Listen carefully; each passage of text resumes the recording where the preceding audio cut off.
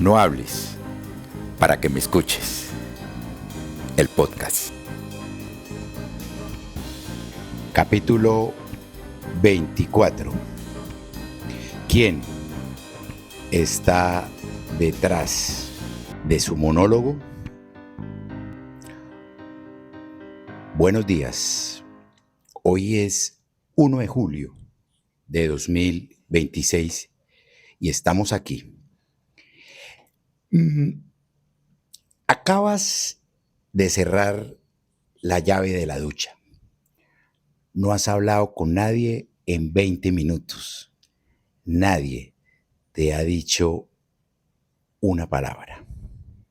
Y sin embargo, no has dejado de hablar ni un solo segundo.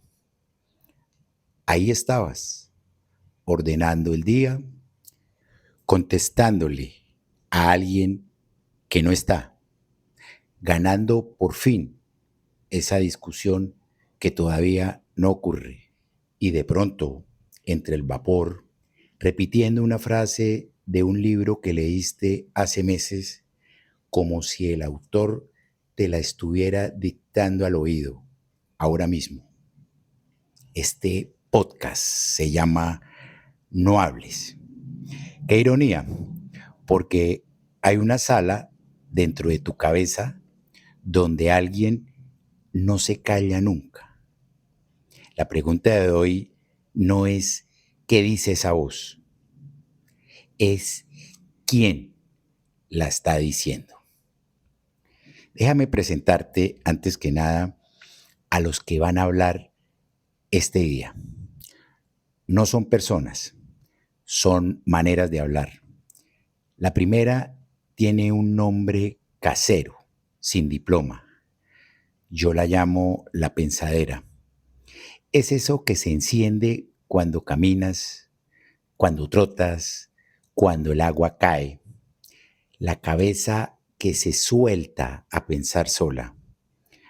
A veces ordena la agenda, a veces repasa los pendientes, las preocupaciones, los proyectos y a veces, esto es lo raro, se detiene en una frase de un libro, como si esa frase hubiera sido escrita para ti, ese día, a esa hora, incluso en esa ciudad. La segunda manera de hablar es más vieja y tiene nombre serio, el monólogo. Esa voz de adentro que no descansa, la que opina cuando no le preguntan, la que te acompaña en la calle vacía y te habla en la soledad. Y hay una tercera, la más importante, o quizás la que más te pueda inquietar, la que aparece cuando uno empieza a sospechar que esa voz no es del todo suya, que en el monólogo no habla uno solo, que ahí adentro hay otros, voces que uno leyó, escuchó, subrayó y que se quedaron a vivir. A esa tercera voz, los que saben, le tienen un nombre prestado de la literatura. La llaman el heterónimo. Alguien que vive en ti, habla como tú y sin embargo no eres del todo tú. Te cuento todo esto porque hace poco llegó a estos micrófonos un cuaderno, tinta azul, a veces negra, roja, verde, letra cursiva, trabajada con cuidado. Lo escribe un hombre que firma con un nombre, Eduardo Mutis Vargas.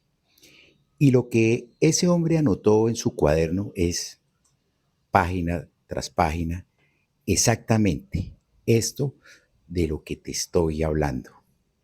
La pensadera, el monólogo, las voces de adentro.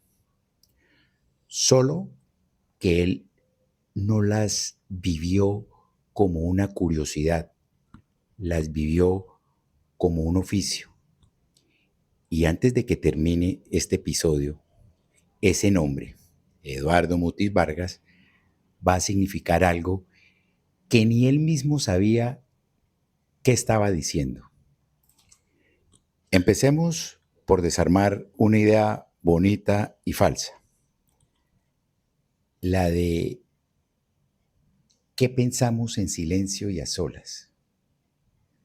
Fíjate en un niño pequeño, habla solo en voz alta, se da órdenes, se regaña, se acompaña mientras juega, nadie le contesta y él sigue. Con los años, esa conversación en voz alta no desaparece, se mete para adentro y se vuelve silenciosa. Eso que tú llamas pensar es esa misma conversación de la infancia, pero ahora sin testigos. Y eso es verdad. Entonces, tu monólogo interior, por estructura, no es un monólogo, es un diálogo. Un diálogo que aprendiste de otros y que sigues teniendo solo en la ducha. Por eso, cuando lees un libro y una frase te detiene y la subrayas, no estás guardando una cita bonita, estás reconociendo una voz que ya vivía en ti antes de leerla. El autor no te enseñó nada nuevo, te prestó las palabras para algo que ya pensabas a medias. Por eso la pensadera aparece justo ahí, en ese renglón, porque el libro acaba de ponerle voz a algo tuyo. Ahora imagina una biblioteca entera, cientos de libros leídos, marcados, subrayados a lo largo de una vida.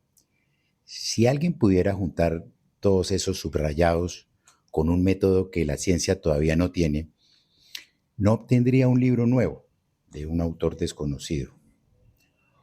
Obtendría algo más perturbador, el plano de cómo se fabricó una persona. Porque ese germinador de seres nuevos no está en el futuro, esperando a un investigador curioso. Ya germinó. Eres tú, tus subrayados. Son las costuras visibles de cómo te hicieron. Y esto no es una moda moderna. Hace siglos los lectores llevaban cuadernos donde copiaban a mano lo que los detenía. Montaigne, por ejemplo, hizo nacer sus ensayos de esas notas. 500 años de gente que entendió algo, leer y escribirse a uno mismo son el mismo gesto. Y eso es exactamente lo que estaba haciendo el hombre del cuaderno. Lo primero que confiesa Eduardo en la primera página es lo difícil que es empezar. Lo dice con estas palabras. Comenzar a escribir es difícil, en especial cuando se tiene la hoja limpia y se busca de alguna forma rayarla con cualquier lapicero. Y decide aprovechar el momento para, dice él, acariciar el papel. Algo que llevaba años aplazando, por fin toma forma.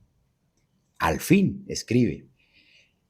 Es un hombre que desconfía del computador, que desprecia la máquina de escribir, que necesita el roce del bolígrafo con la hoja, que distingue los tipos de letra como quien distingue idiomas. Parece hasta aquí el diario de alguien enamorado de los útiles de escribir. Pero en la segunda página dice una frase que lo delata entero. Habla de lo que le pasa cuando le llegan los pensamientos y los llama así, entre comillas, como ráfagas de ideas en esos monólogos de caminante y de soledad. Cierro comillas. Monólogos de caminante y de soledad. ¿Lo oyes? No fui yo quien le puso nombre a la pensadera. Fue él. Este hombre vive lo mismo que tú y que yo. Las ráfagas que llegan al caminar. La voz que dicta en la soledad. Pero a diferencia de casi todos, decidió darle un cuaderno donde caer. Decidió que esa voz merecía tinta. Y dice algo más que pone el mundo al revés. Dice que haber aplazado tantos años la idea de ser escritor le sirvió para conocer mejor al lector que hay en todo el que intenta este oficio. Primero el lector, después el escritor. Es la confesión de un hombre que sabe que fue leído antes de escribir, que otros lo escribieron a él antes de que él escribiera una sola línea. Al final de esa segunda página, Eduardo explica por qué no va a citar a nadie. Dice que ha gozado y aprendido de la mano de grandes escritores, que sería injusto nombrar solo a algunos y que por eso prefiere firmar lo que escribió siendo él el único que se ha creído autor de sus propios libros. Y firma. Pero al firmar pasa lo único verdaderamente extraordinario de todo el cuaderno. Escribe un nombre y lo tacha. Un nombre que no es el suyo. Ricardo Reis. Ricardo Reis no existe. Es un heterónimo o uno de los heterónimos de Fernando Pessoa. Y un heterónimo, les comento, no es un seudónimo, no es un nombre falso para esconderse. Es un autor entero, inventado, con biografía propia, estilo propio, ideas propias. Pessoa no firmaba Ricardo Reis como una máscara. Lo dejaba escribir como si fuera otra persona, usando su mano. Y ahora piensa lo que acaba de pasar en ese cuaderno. Un hombre, en el instante exacto de decir, esto es mío, esto lo firmo yo, con lo único que es mío, escribe sin querer el nombre de un personaje inventado por otro. Pessoa habría dado el brazo por ese error, porque ese lapsus dice sin proponerse toda la verdad de hoy, de lo que estamos aquí. En el momento de afirmar, este soy yo, la mano escribe el nombre del otro, que vive adentro.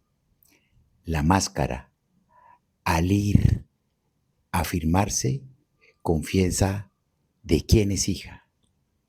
Esa firma tachada no es un error que haya que esconder, es la prueba. Es el momento en que la pensadera, esa voz hecha de todo lo que uno leyó, sale a la superficie y reclama, ella también, su derecho a firmar. Hay en el cuaderno una zona más honda, donde Eduardo deja de hablar de tinta y de letras y se acerca a lo que de verdad le quita el sueño. No hace falta leer esas páginas para entender su temperatura. Basta una idea que él deja caer casi al pasar. Dice que hay cosas que no son un añadido, que no son un bonus, ni un plus, ni un valor agregado. Cosas que uno no da como un extra, sino que el otro las recibe por derecho propio, como quien recibe el aire para respirar. Y esa distinción sirve también para la voz de adentro. La pensadera no es un accesorio del que uno pueda prescindir. no es un lujo de gente culta, ni un adorno de lectores. Es el aire de la vida mental. Se respira sin pedir permiso, llega sin que la llamemos y solo notamos que está cuando por un instante se calla. El propio Eduardo lo dice de otra manera. Dice que para poder escribir necesita una sola cosa, que sus pensamientos, su estado mental, el estado de su alma no generen interferencia, que no haya cortocircuitos. Y aclara, no pide ser feliz, no pide una mente sin problemas, pide solo que el cableado noche no se chisporrotee, que la señal llegue limpia. Es la descripción más exacta que conozco de lo que buscamos todos cuando salimos a caminar para pensar. No vamos a resolver nada, vamos a que la voz por fin se oiga sin ruido.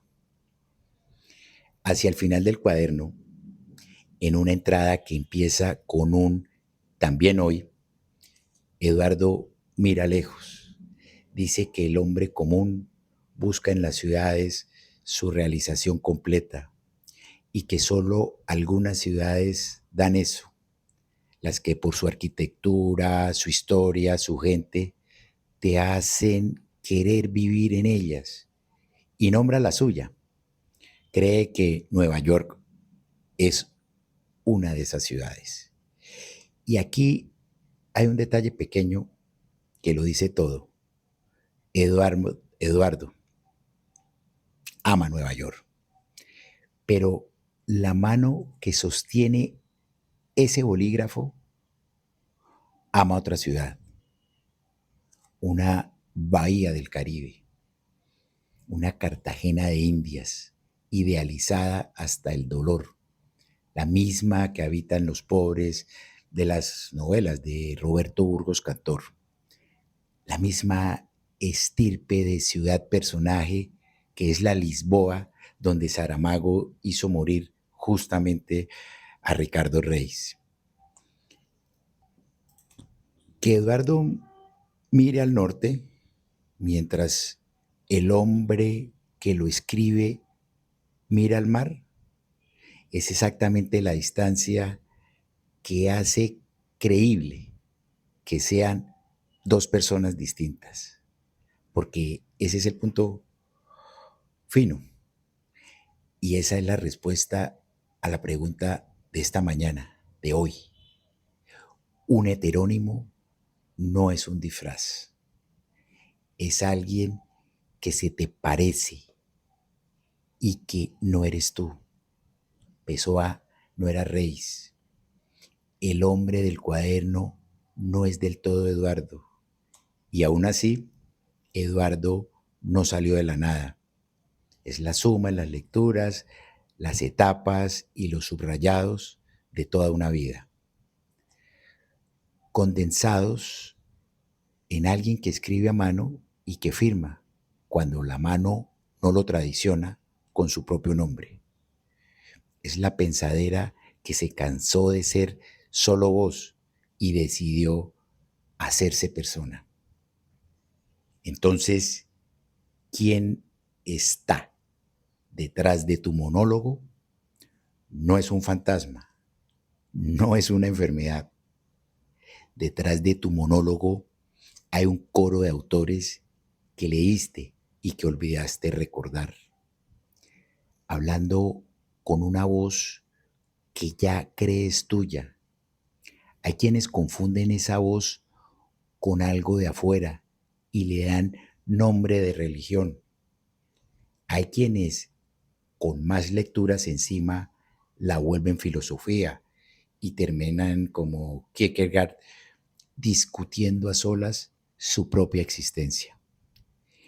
Y hay unos pocos, los más valientes o los más locos, esa línea finísima que se atreven a darle un cuaderno Y entonces esa voz se vuelve persona y nace un Eduardo Mutis Vargas. Y fíjate en algo, antes de que te vayas. Lo cuerdo, lo verdaderamente cuerdo, no es callar esa voz, ni tenerle miedo. Lo cuerdo es lo que hizo el hombre del cuaderno. Darle nombre, darle una ciudad, darle una caligrafía y firmarla. Un heterónimo no es perder el control de la propia cabeza. Es lo contrario. Es el acto más deliberado que existe. Un hombre en sus cabales que dice darle voz, rostro y biografía a todo lo que ha leído. Así que la próxima vez que cierres la llave de la ducha y la voz empiece a hablar, no le pidas que se calle. Pregúntale su nombre y busca la última frase que subrayaste en un libro. Léela otra vez y pregúntate quién la escribió de verdad. Si fuiste tú o el que te leyó primero. Esto, después de todo, es no hables. El episodio que acabaron de escuchar se lo dedico como gratitud por su mentoría, apoyo y siempre amistad incondicional al poeta medellinense Carlos Andrés González León. En una noche, quizás en la sombra o a la sombra de los almendros. Gracias.